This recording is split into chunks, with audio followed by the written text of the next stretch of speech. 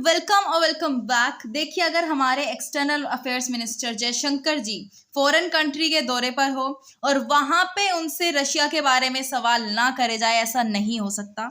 और उसके आंसर में, उसके रिप्लाई में जयशंकर जी एक बीफिटिंग रिप्लाई ना दे, ये भी नहीं हो सकता। तो ऐसा ही कुछ हुआ है।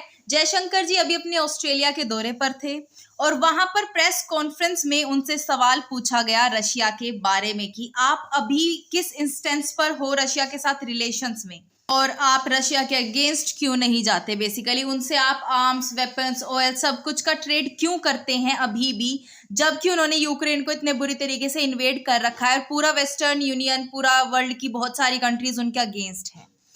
तो जयशंकर जी ने उनको बोला कि भाई, वेस्ट ने तो हमेशा प्रेफर करा है एक मिलिट्री डिक्टेटरशिप को हमसे ज्यादा, और जब हमारे सपोर्ट में वेस्टर्न नेशंस नहीं आए थे तब रशिया आया था। तो आप कैसे एक्सपेक्ट करते हैं कि हम रशिया को ऐसे छोड़ दें एकदम से।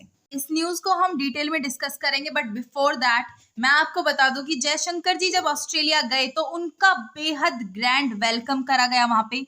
ये देखिए, कैनबेरा में जो इनका ओल्ड पार्लियामेंट है उसको ट्राई कलर में रंग दिया गया। ठीक है, आप देख भी सकते हैं कितना ब्यूटीफुल ये नजारा है। और इसको देखकर जयशंकर जी को काफी अच्छा लगा और उन्होंने बोला कि मैं थैंक यू बोलना चाहता हूँ ऑस्ट्रेलिया को कि आपने मेरा इतने अच्छे तरीके से इतना नाइस वेलकम किया। और जब मैंने पार्लियामेंट की बिल्डिंग को देखा इन आवर नेशनल कलर्स, तो मुझे बेहद खुशी हुई। ऑस्ट्रेलिया ने हमारा जो 75th एनिवर्सरी थी इंडिपेंडेंस डे की, वो भी सेलिब्रेट की थी हमारे साथ। ऑस्ट्रेलिया के जो काफी आइकॉनिक साइट्स हैं उनको ट्राई कलर में बेसिकली डेकोरेट करके। और जयशंकर जी ने इस चीज को भी पॉइंट आउट करा कि स्पेशली सिडनी ओपेरा हाउस को देखकर मैं स्ट्रक हो गया था, स्ट्रक हो गया था, and it was a very good gesture from your side. इससे पता चलता है कि आपके मन में, आपके दिल में हमारे लिए काफी वार्म सेंटिमेंट्स हैं। तो अपेरेंटली इंडिया और ऑस्ट्रेलिया के रिलेशंस काफी अच्छे हैं एंड होपफुली आगे और भी ज्यादा स्ट्रॉन्ग होंगे। अब बात कर लेते हैं जो रिप्लाई दिया है जयशंकर जी ने मीडिया को। देखो, यहाँ जब वेस्ट की बात करी है ना जयशंकर जी ने, तो ऑब्वियसली यहाँ यूएसए की बात करी गई है स्पेसिफिकली। और जहां बोला है military dictatorship, of course Pakistan की बात करी गई है। मैंने पहले भी वीडियोस बनाई है, उसमें मैंने बताया है कि कारगिल वॉर में यूएसए ने हमें जीपीएस देने से मना कर दिया था। हमें बेहद ज्यादा जरूरत थी उस टाइम। और 1971 की वॉर में भी यूएसए ने पाकिस्तान का साथ दिया था, रशिया हमारे सपोर्ट में आया था। तो इन्हीं चीजों को बेसिकली पॉइंट आउट करना चाहते थे जयशंकर जी, बट ऑफ कोर्स उन्होंने हमारे जैसे ब्लंटली यूएसए या फिर पाकिस्तान का नाम नहीं लिया, जबकि उन्होंने वेस्ट बोला और मिलिट्री डिक्टेटरशिप बोला। पता सबको है कि किसकी तरफ इशारा हो रहा था, लेकिन स्टिल डिप्लोमेसी में और जो जियोपॉलिटिक्स होती है उसमें ये सब वर्डिंग एकदम डायरेक्ट यूज करना थोड़ा ऑकवर्ड हो जाता है और रिलेशंस खराब होने के बहुत ज्यादा चांसेस रहते हैं। इंडिया ने यूएसए को बार बार समझाया है F-16 पैकेज को लेकर भी, उससे पहले भी, कि पाकिस्तान ने आपको हमेशा धोखा दिया है। आपके रिलेशंस कभी भी आपके इंटरेस्ट में नहीं गए हैं, लेकिन जो यूएसए है वो पाकिस्तान को सपोर्ट करके फिर से वही गलती दोहरा रहा है। तो इसीलिए जयशंकर जी जहां भी उनको मौका मिलता है ये चीज हाईलाइट करने की कोशिश करते हैं कि जो आप इंडिया और यूएसए के रिलेशंस को दांव पर लगाकर पाकिस्तान की हेल्प करना चाह रहे हैं, वो आपको फ्रूटफुल नहीं रहेगा और इन द लॉन्ग रन आप रिग्रेट करोगे अपने इस डिसीजन को। देखो, पाकिस्तान जो कंट्री है, जब उसमें डेमोक्रेसी अगर हो फुल्ली, तो यूएसए का उतना इंटरफेरेंस नहीं रहेगा। जैसे कि इंडिया जो अपनी फॉरेन पॉलिसी है वो अपने हिसाब से चलाता है, वैसे फिर पाकिस्तान चला पाएगा। लेकिन चूंकि वहां पे मिलिट्री डिक्टेटरशिप है, तो इसीलिए वहां पे यूएसए का इन्फ्लुएंस बढ़ जाता है। यूएसए बेसिकली जो पाकिस्तान के डिसीजंस है उनको मोल्ड करने में काफी हद तक सक्सेसफुल भी रह सकता है। लेकिन अगर यूएसए इस चीज से ये सोच रहा है कि हम इनको थोड़े बहुत ब्राइब देंगे, पैसा वैसा देंगे, तो पाकिस्तान हर डिसीजन हमारे अकॉर्डिंग लेगा, ऐसा तो नहीं होगा। क्योंकि आपने अभी भी देखा होगा जब चाइना के अगेंस्ट वोट हो रहे थे, इंडिया ने एब्सटेन करा, वो हमारी खुद की फॉरेन पॉलिसी, हमने क्यों करा।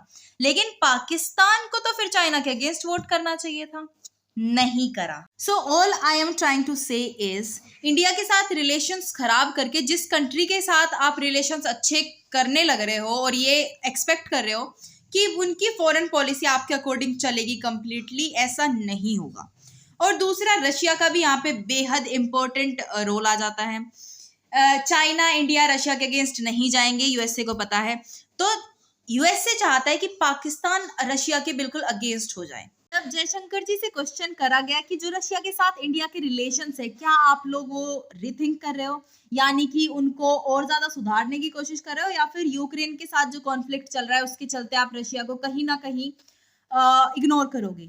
उस पर जयशंकर जी ने बोला कि हमारी और रशिया की रिलेशनशिप बेहद पुरानी है। रशिया ने जो हमारे इंटरेस्ट है उनको बेहद अच्छे तरीके से सर्व करा है, हर टाइम पे हमारी मदद करी है। इवन रशिया का हमारी जो वेपन सिस्टम है उसमें डोमिनेटिंग होने का कारण भी यही है कि जो वेस्टर्न नेशंस हैं उन्होंने हमें कभी वेपन्स प्रोवाइड नहीं करे थे, और उस टाइम पे जब हमें बेहद जरूरत थी उस टाइम पे रशिया सामने आया था और उन्होंने ही हमें डिफेंस जो वेपन्स हैं उनकी सप्लाई करी थी। वेस्टर्न नेशंस एक मिलिट्री डिक्टेटरशिप को तो लगातार वेपन्स भेजते थे, लेकिन इंडिया की कभी हेल्प करने की नहीं सोची उस टाइम पे। तो जब उस टाइम पे रशिया हमारे साथ आया था तो आप कैसे एक्सपेक्ट कर सकते हो कि अब हम रशिया को छोड़ देंगे ऑल ऑफ अ सडन। अब जैसा कि मैंने बोला, डिप्लोमेसी के चलते जयशंकर जी ने डायरेक्ट और ब्लंटली नाम नहीं लिया, ना ही तो पाकिस्तान का ना ही यूएस का, लेकिन सबको पता है वो रेफर कर रहे थे पाकिस्तान को ही, और जो रिलेशंस है यूएस और पाकिस्तान के उनको, जो कि अभी यूएस काफी ज्यादा स्ट्रॉन्ग करने की कोशिश कर रहा है। जब जयशंकर जी के काउंटर पार्ट यानी कि ऑस्ट्रेलिया के एक्सटर्नल अफेयर्स मिनिस्टर से सेम क्वेश्चन करा गया रशिया के बारे में, तो वोंग ने जवाब दिया कि हम कंडेम करते हैं जो रशिया ने इलीगली अनेक्स करा है और इन्वेड करा है यूक्रेन को, और जो उन्होंने रेफरेंडम करवाए हैं, वोटिंग करवाई है, फिर उसके बाद अनेक्स कर लिए 4 एरियाज, वो भी इलीगल है और वो वोटिंग्स भी नकली थी। लेकिन अगर हम इंडिया के साथ रिलेशन की बात करें तो हम उनको काफी अप्रिशिएट करते हैं, उनके साथ अपने रिश्ते। और दूसरी बात, जैसे कि प्राइम मिनिस्टर नरेंद्र मोदी ने पुतिन के साथ ये कंसर्न शेयर करा था कि ये जो एरा है ये वॉर का नहीं है और आप इस वॉर को खत्म करें, हम उसको काफी अप्रिशिएट करते हैं कि उन्होंने एक स्टेप लिया। ऑस्ट्रेलिया और इंडिया ने काफी सारे मुद्दों पर बात करी, अपने ट्रेड से लेकर और यूक्रेन के इश्यू तक बहुत सारी बातें हुई। ऑकस के बारे में भी बात हुई, जहां वोंग ने बोला कि हमारी ऐसी कोई इंटेंशन नहीं है कि हम न्यूक्लियर वेपन्स को एक्वायर करें, और हम एनपीटी से जुड़े रहेंगे हमेशा। एनपीटी मतलब नॉन प्रोलिफरेशन ट्रीटी, जिससे ये होता है कि आप न्यूक्लियर वेपन को एक्वायर नहीं करोगे, उनको बनाने की प्रक्रिया में शामिल नहीं होगे, वो सब। एंड यहाँ इंडिया की भी तारीफ हुई कि कैसे इंडिया ने ऑस्ट्रेलिया का साथ दिया, यूके यूएस का साथ दिया ओकस के अगेंस्ट जो रेजोल्यूशन था उसको ब्लॉक करवाने में। ये रेजोल्यूशन चाइना ने पास करा था, मैंने इस पर एक फुल फ्लेज्ड वीडियो बनाई हुई है। If you want to watch that I link the video in the I button. तो ये न्यूज थी आपके लिए। I hope you love this video. If you did, please give it a thumbs up and subscribe to my channel, and I will see you in the next video. Till then stay happy, healthy and bye.